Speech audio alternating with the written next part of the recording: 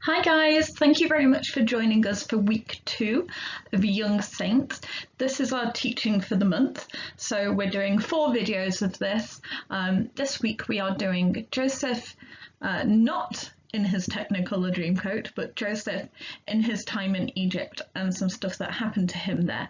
And we're looking at temptation because you're not too young to overcome temptation, and that's one of the things we're going to look at today. So let's begin. So as I said, we're looking at Joseph and Potiphar's wife and what happened between them, or what didn't happen between them. So some of the verses that we're going to be looking at are 1 Corinthians 10, Genesis 39 and James 1.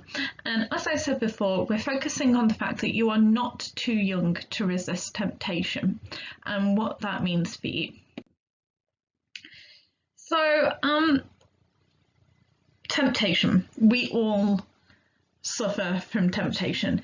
And one of the things that really tempts me a lot is sweet things. Like, anyone who attends our youth club will know that I love to munch on sweets, cans of Coke, biscuits, all that kinds of stuff, and that really tempts me. That's really difficult for me because I know it's not good for me, but I still love to snack. Who doesn't, right?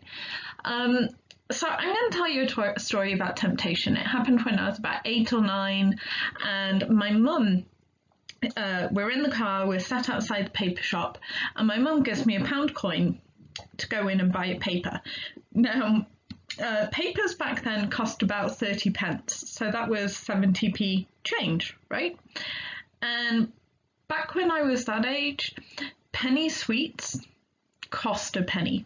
It's not like 2 pence or 3 pence or 5 pence like it is now. It was a penny. And they have pick and mix in this particular paper shop. So I bought my mum the 30p paper and realised I had 70p change.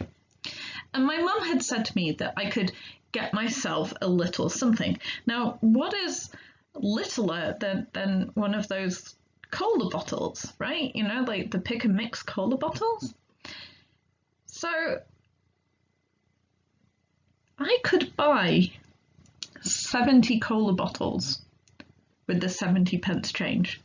So what did I do? Being about 8 years old, I bought 70 cola bottles. Now, they're really little, right? Like, they're literally like so big. But that's like 3 paper bags worth, like little paper bags. That's 3 paper bags worth. I should have been ashamed. I should have felt guilty. I did not. There was no guilt. There was no shame. Not until I ate them all in about 10 minutes flat and was horribly sick and had stomach cramps all afternoon. My mum's attitude was basically like, well, serves you right. But I was tempted and I gave in to the temptation. So what comes to mind when you hear the word temptation? Sometimes we think about how tempting it would be to gorge ourselves at a pizza buffet or one of those massive desserts. Even though we know it's not good for us, we're still tempted. Other times we hear the word temptation with a lot more severity. I mean, a temptation to lust, a temptation to steal, a temptation to cheat. What comes to mind for you when you hear the word temptation? And how do you personally try to resist that temptation? And does that method of resisting work for you? Think about that.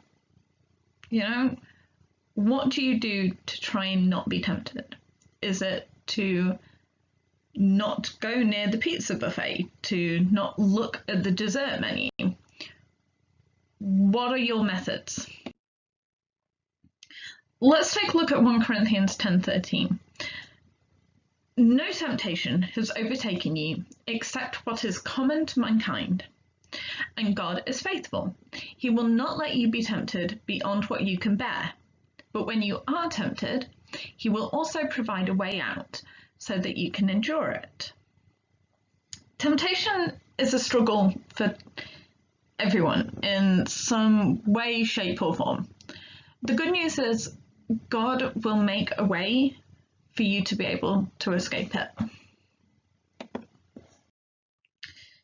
So we're going to look at Genesis 39. This is the story of Joseph. Now, a bit of background on Joseph. Joseph had his Technicolor Dreamcoat that was multiple colours and very, very pretty. But he annoyed his big brothers, and they chucked him into a ditch and then sold him to slavers. And then on top of that, went to their dad and told his dad that he was dead. So Joseph didn't really have it too easy, really. Like, he got sold to these slavers and they took him down to Egypt. And that's where we begin with Genesis 39. So, Joseph had been taken down to Egypt. Potiphar, an Egyptian who was one of Pharaoh's officials, the captain of the guard, bought him from the Ishmaelites who had taken him there. The Lord was with Joseph, so that he prospered, and he lived in the house of his Egyptian master. When his master saw that the Lord was with him, and that the Lord gave him success in everything he did, Joseph found favour in his eyes and became his attendant. Potiphar put him in charge of his household, and he entrusted to his care everything he owned. Good times for Joseph. From the time he put him in charge of his household and all that he owned, the Lord blessed the household of the Egyptian because of Joseph. The blessing of the Lord was on everything Potiphar had, both in the house and in the field. So Potiphar left everything he had in Joseph's care, and with Joseph in charge, he did not concern himself with anything except for the food he ate. So Potiphar was living a pretty easy life thanks to Joseph. Now Joseph was well built and handsome, and after a while his master's wife took notice of Joseph and said, "Come to bed with me." But he refused. "With me in charge," he told her, "my master does not concern himself with anything in the house. Everything he owns he has entrusted to my care. No one is greater in this house than I am. My master has withheld nothing from me, except you, because you are his wife. How then could I do such a wicked thing and sin against God?" And though she spoke to Joseph day after day, he refused to go to bed with her or even be with her. I think this shows integrity on Joseph's part. Like, Joseph had the integrity to say no. He knew it was wrong, so he said no. One day, he went into the house to attend to his duties, and none of the household servants were inside. She called him by his cloak and said, "Come to bed with me." But he left his cloak in her hand and ran out of the house. Good on Joseph. When she saw that he had left his cloak in her hand and had run out of the house, she called her household servants. "Look," she said to them, "this Hebrew who has been brought to us to make sport of us. He came in here to sleep with me, but I screamed. When he heard me scream for help, he left his cloak beside me and ran out of the house." Righto. She kept his cloak beside her until his master came home. Then she told him this story.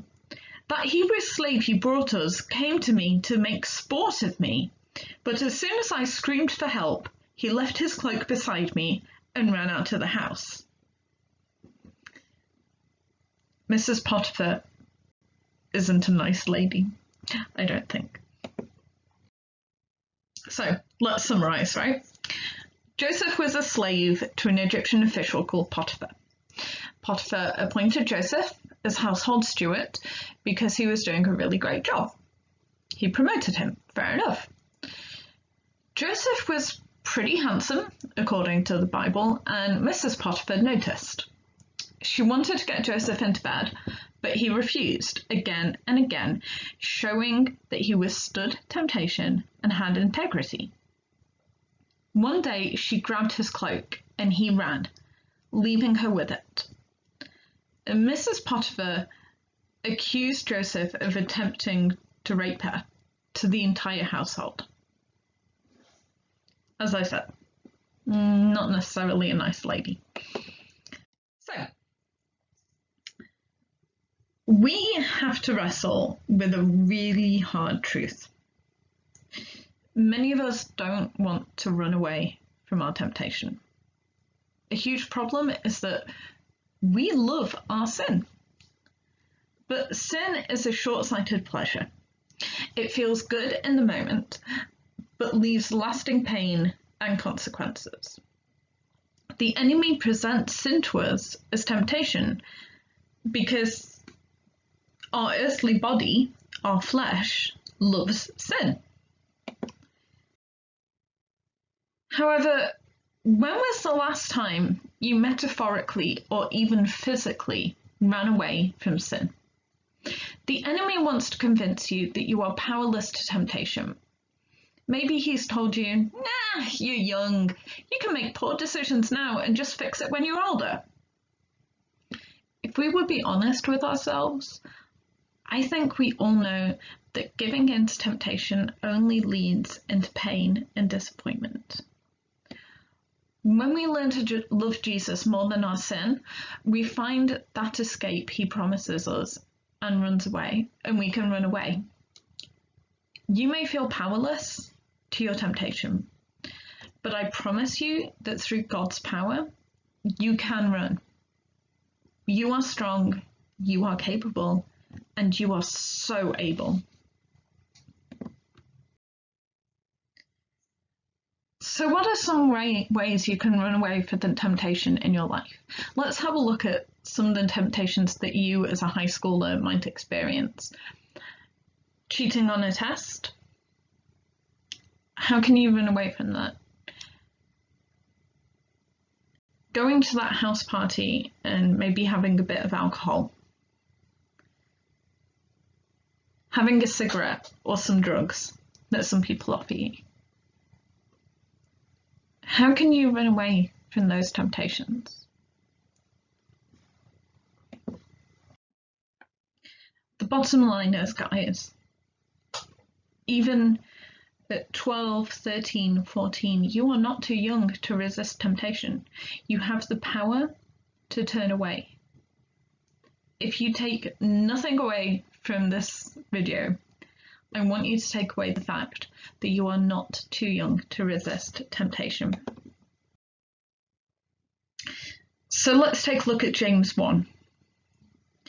James says, "Blessed is the one who perseveres under trial, because having stood the test, that person will receive the crown of life that the Lord has promised them to those who love him.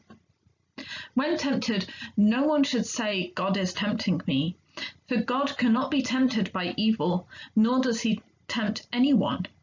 But each person is tempted when they are dragged away by their own evil desire and enticed. Then after desire is conceived, it gives birth to sin, and sin, when it is full grown, gives birth to death." That sounds really morbid and really heavy and kind of scary, and I get that. But what James is trying to say is that through sin, we don't have everlasting life in Jesus. We won't be able to get into heaven if we sin. That's what he means by death. He's saying, that's the end. Like, there is nothing. You're not getting into heaven. That's it. That's what he means by death. It's not like, if I give in to that chocolate cake, I'm going to drop dead on the spot. You might eventually if you eat too many, but you're not going to do it like that. So, temptation does not come from God. It comes from our desires, our sinful desires. So how can we apply what James has said to our lives? When we desire sin in our lives, we put ourselves into situations of temptation. When we desire Jesus, we patiently endure testing and temptation. The problem is not our ability to say no to temptation, but our sinful desires that create temptation in our lives. Instead of putting a plaster on temptation by learning how to just grit your teeth and bear it, start reading your Bible and start worshipping Jesus daily. He will change your desires. Resist temptation by learning to desire Jesus. This might seem difficult. It might seem hard. How do you just start reading your Bible? It's really difficult. It comes really naturally to my mum. My mum can just set aside time and she gets into the God zone and she's there. But for me, that's not a natural thing for me. That's a really difficult thing for me. So I do little things like I'll be working on something for church and I'll put on my headphones and listen to worship music. I listen to Rend Collective while doing the washing up. My neighbour must think I'm nuts. I am often throwing my hands up into the air with suds and water and, bubbles everywhere and all that kind of stuff. Do the little things. It might be setting your alarm a bit earlier so that you have a 5-minute Bible reading time, or going to your room a little bit earlier before bed to have that time before bed. Find a Bible plan. Get the Bible app. Little things, just little things to just start reading your Bible and worshipping Jesus. You will notice a difference. You really will. So, how can we learn to desire Jesus more this week? I think I covered some just then, like, finding a Bible plan, listening to music, find something on Spotify, find something on YouTube. We have a channel of our favorite worship songs, find something to listen to and, start with your favorite Bible story. Just do the little things and they'll be like a seed. They'll grow. They really will. Like, trust me on this. They will grow. So how can we respond to everything I've just said? How can we respond? Set your heart on Jesus. Ask him to set your eyes and mind on godly things. Let him change your desires and replace death with true life. So guys, do you have anything that you want to pray about this week? Drop me a line, drop me a message. My contact info is somewhere on the YouTube channel, probably. It's on our website. Drop me a line through Facebook, drop me a line through Instagram, through Twitter. Just drop me a message and we will pray for you. Me and my team down at church, we will pray for you. But this week, when you have finished praying, what I want you to say is out loud, I am not too young to resist. I might have mentioned this before, but the power of speaking over yourself, like, daily affirmations and all that kind of stuff is so powerful, guys. It is so powerful. So speak it over yourself. Say it. Say, I am not too young to resist. You will see a difference, guys. You really will see a difference. I want to thank you very much for joining me this week as well. This is only my second video, so I hope that you've enjoyed it. Please leave me feedback. Please let me know how you feel. Even if you just want to say hi, I'd really appreciate it. So thank you very much for joining me. Keep praying, keep reading your Bible, and have a really great week. Thank you.